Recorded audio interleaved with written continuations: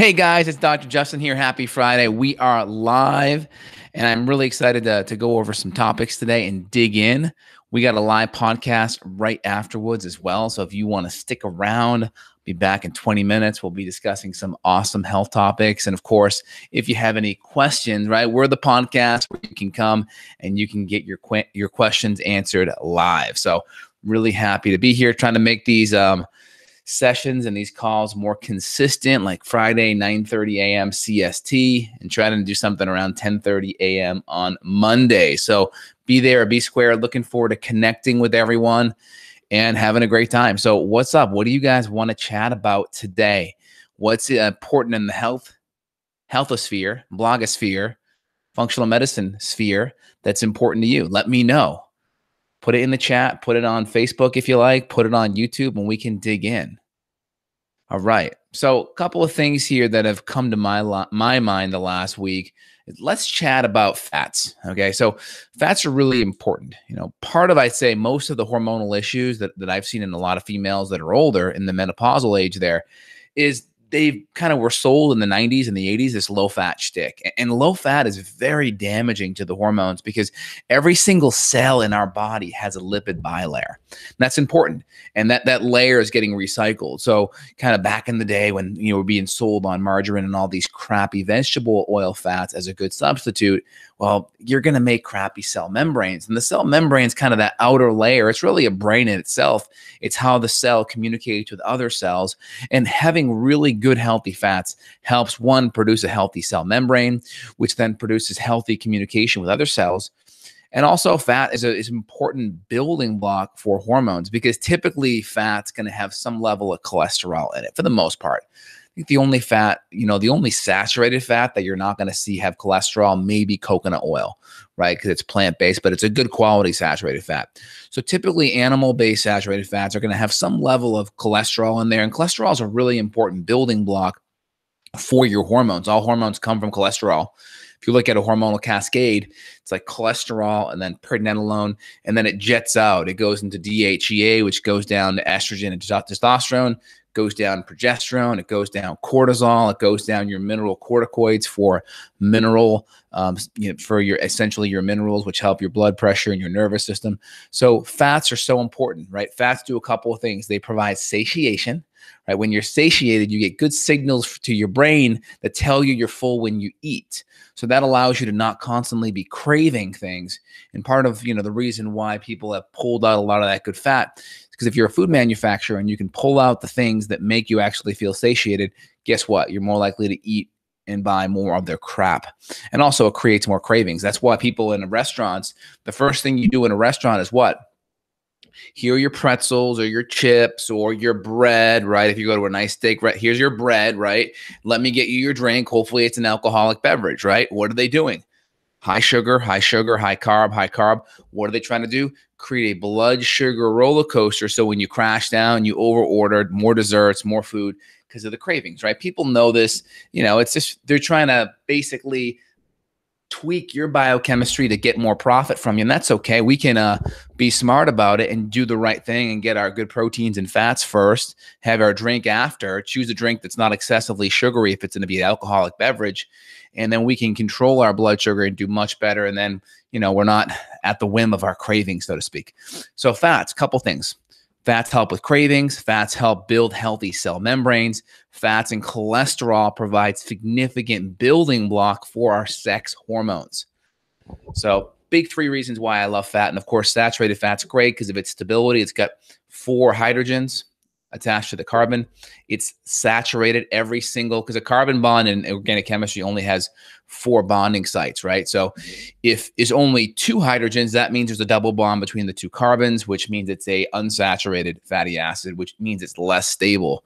The more carbons there are, think of it as like, if you can't see and you're in a room, you're like this, right? So the more like you can like touch and feel what's around you, the more stable you are. First, imagine if you didn't have an arm and you couldn't touch or feel what's around you. That's kind of what an unsaturated fat is. It doesn't have as many fingers or arms to touch and feel its way around, so it's more unstable.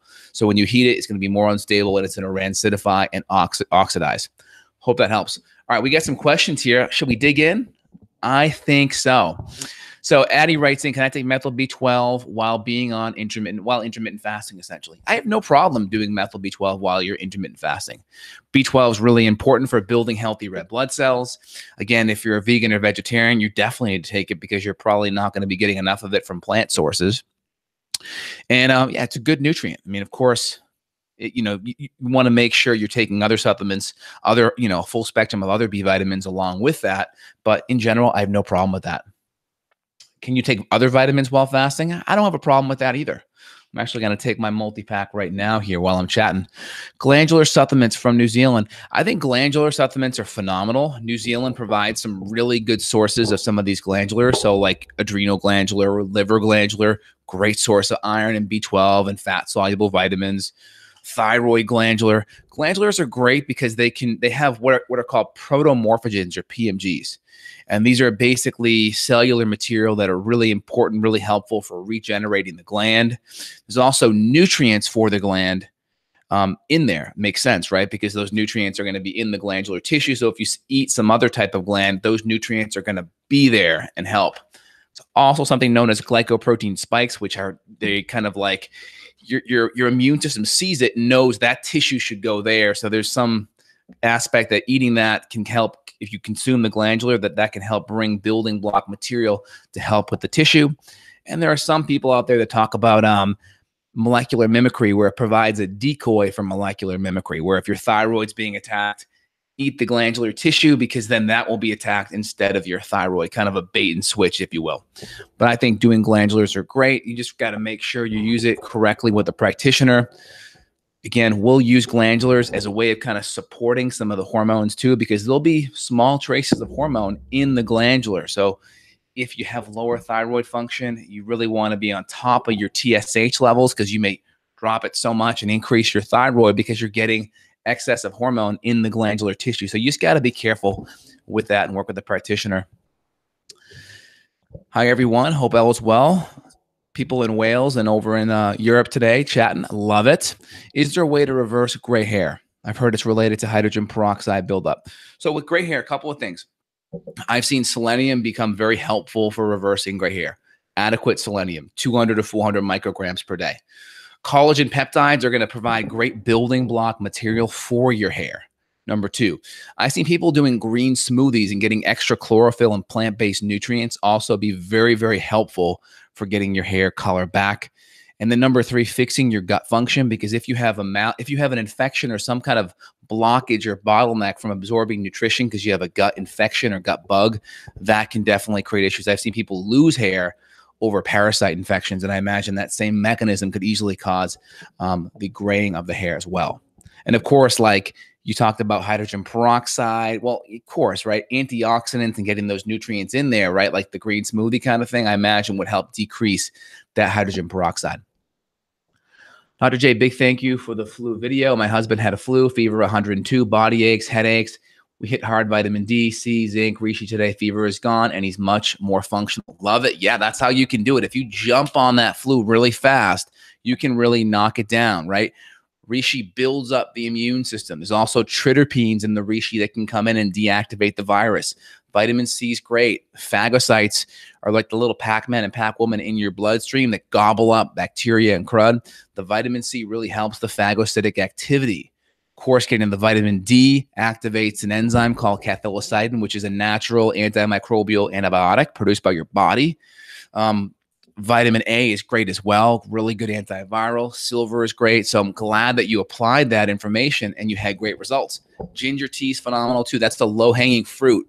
Juice some ginger, couple little pieces of ginger, juice it, 2 to 3 ounces of ginger, add 12 ounces of hot water, a little bit of lemon or lime, and a teaspoon of honey, and you are good to go. How do I remove mucus from my throat? And I still got a low fatigue, 1.5 weeks after fever. Okay, so great way to remove mucus is a shot of apple cider vinegar will actually start stripping the mucus out. Typically, you'll be very mucusy when you get up, right? Because you've been horizontal all night, so that mucus hasn't had gravity to kind of pull itself down. So a shot of apple cider vinegar in the morning will help free it up, and you'll be kind of coughing a lot of it up, right? Ginger tea is really helpful. It's an anticoagulant, so it'll keep the lymphatic system moving. It'll keep it moving. And then there's an herb called guanefacin, which is it's typically in like the mucus products that are out there. I think they have like, what is it? The mucus. It's the big mucus one you see on TV with the little mucus globules there. There's another product that I use where it's called Mucoplex, where it just uses that active ingredient herb.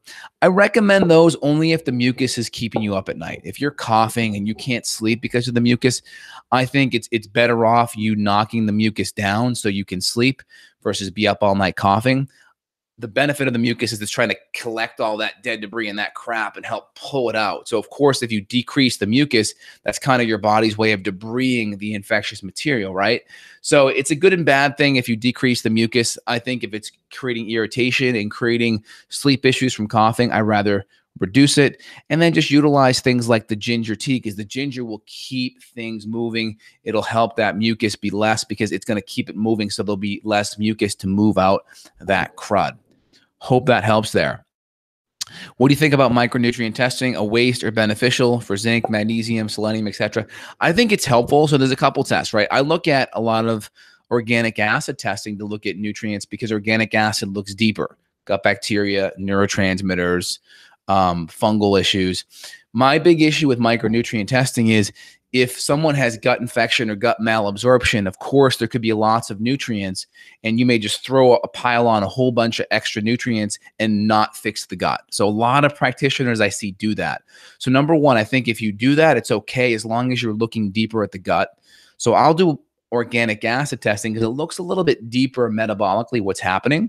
I will run like a SpectraCell from time to time to look deeper at the lymphocytic activity and get a window into the nutrient levels that way. That's an option. Organic acid testing is an option. And then just having a really good, clean multivitamin pack, like here's the one I use. The key thing is activated B vitamins, right? P5P, pyridoxal 5-phosphate over pyridoxine hydrochloride, right? Methylcobalamin over cyanocobalamin, right? Activated L-MTHF folate over folic acid, right? We want to choose higher quality vitamins. And then, of course, the minerals, right? Bounded to amino acids, magnesium glycinate, magnesium malate, calcium malate, right? We're binding them to amino acids for better absorption. And, of course, if we're using vitamin A, we want to do like the retinol extracts, not the beta carotene precursors. A lot of vitamin A products, they give you the precursor, beta carotene, which you don't convert as well. Or they'll give you D-alpha tocopherol versus the mixed tocopherol blend with vitamin E. So you got to just know, I mean, when you look at creating a supplement, you can go cheap and you can really take out a lot of the things I mentioned and make it cheaper, or you can have a more expensive product, but you get what you pay for. And because I work with patients, if I formulate a product, I'd rather have everything, because I got to look at people in the face and I got to know, hey, I'm giving you everything I can to get better, because that's why I'm here. I want people to get better. That's how I grow my business. It's how people get their health back. Let me just swallow this. All right, let's keep on digging in here, guys. What do you think about ozone therapy for detoxification? I think it can be helpful. I mean, ozone is very powerful at killing things. So I'm not sure for detox. I know it would be great for like killing viruses and things like that. I'm not sure it would be beneficial for detoxification. But I guess you could say killing those infections may help you detoxify better if that's your philosophy. Is 100 milligrams of supplemental calcium taken with D3 and magnesium completely harmless, or certain people with certain conditions should be careful of calcium supplementation? Again, if you're like a female woman and you have an osteoporosis kind of thing, that's kind of a higher dose of calcium. But if you need it, I'm okay if you're taking it with the magnesium, the D3, and the vitamin K. I'm okay with it. A couple 100 milligrams. If it's a good chelated amino acid form, I'm totally fine with it. Just make sure you're getting enough good green vegetables, grass-fed butter with vitamin K2. K2 helps bring the calcium in the bones, right? And if you're like a menopausal female, having healthy progesterone is important. Progesterone helps with osteoblastic activity. Osteoblast, B in blast, builder, bone builder. Osteoclast, C for catabolic, it breaks down. So progesterone and estrogen help with the building of bones too. So if we're talking about in the context of an older female, we want to make sure the hormones are good. I'm fine as long as we have those other nutrients there around it and we have adequate vitamin K levels, couple 100 micrograms of vitamin K2. see, where am I at here? Is there a cure for hypochlorhydria? I'm using HCl, ACV to cope with it. Well, number one, as you get older, you naturally make less hydrochloric acid. So if you're eating when you're stressed or you're going out to eat, having a bigger meal, I'm okay taking a little bit of hydrochloric acid as your insurance policy so you can break your food down.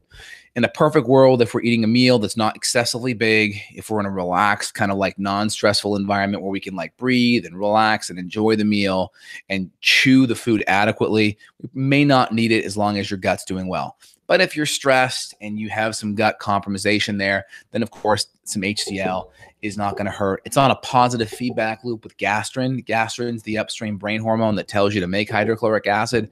So taking it's not going to decrease your own internal supply. Let's see here. It's me. I've heard that radish blended with water is good to remove mucus. Give it a try. I have no problem with it. Apple cider vinegar, ginger are phenomenal. You can do cherry root extract, cherry root.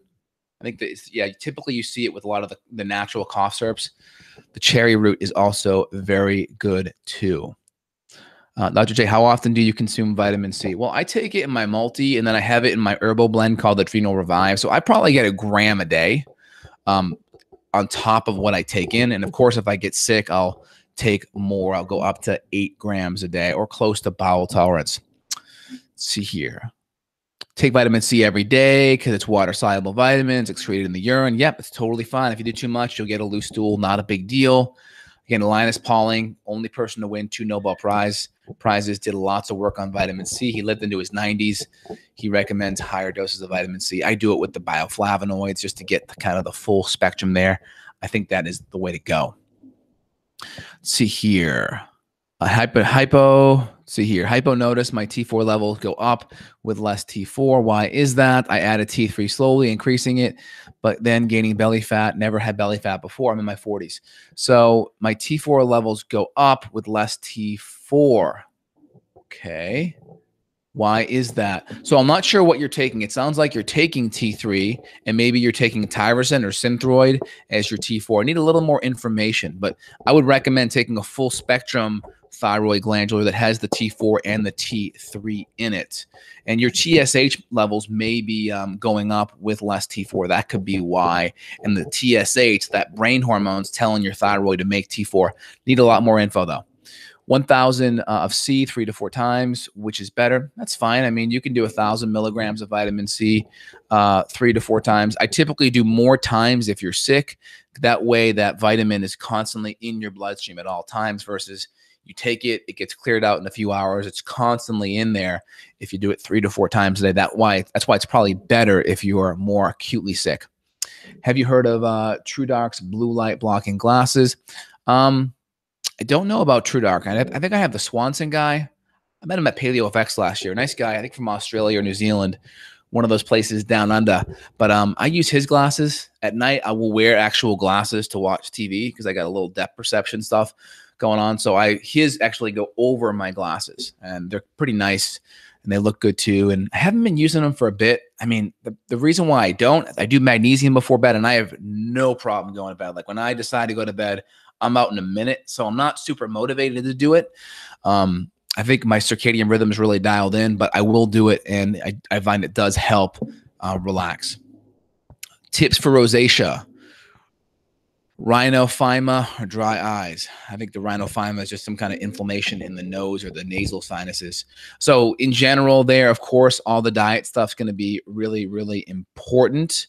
Rosacea has been shown to have some autoimmune connections. So of course, autoimmune template for 30 days, no grains, legumes, dairy, nuts, seeds, nightshades, eggs is going to be helpful. And then with the dry eyes, you can work on increasing some of the carbohydrates. You can work on the food stuff.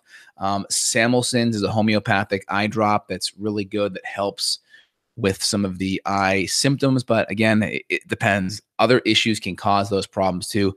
There's something called Marcons as well, which is like this resistant staph bacteria coagulase in the nose. And sometimes doing silver and xylitol and those type of things can help with the resistant staph coagulase in the sinus and nose area too. Also for the sinuses, nasoline's great. Nasoline is really good. It's a neti pot on steroids, and I find that to be helpful to clean out your sinus as well. My father basically takes calcium for osteoarthritis. Again, remember your bones have protein. So you want the collagen peptides in there, and you want to fix the underlying inflammation. If you're going to take calcium, take it with some magnesium, take it with K2, and make sure you're taking a good multi with a whole bunch of other minerals in there as well. Don't just rely on calcium by itself. Make sure it's a chelated calcium like a glycinate or a malate bound to some kind of amino acid. Hope that helps. What type of magnesium is best for menopausal women with hypertension? I would go with a glycinate. I would go with a glycinate or a malate as optimal absorption. You can also play around with a citrate too. Again, if you have some regularity issues and you want the benefit of the magnesium helping with regularity, citrate's good. If not, a malate or a glycinate is fine too. Let's see. Thank you. You've not answered my question. We'll type it out again.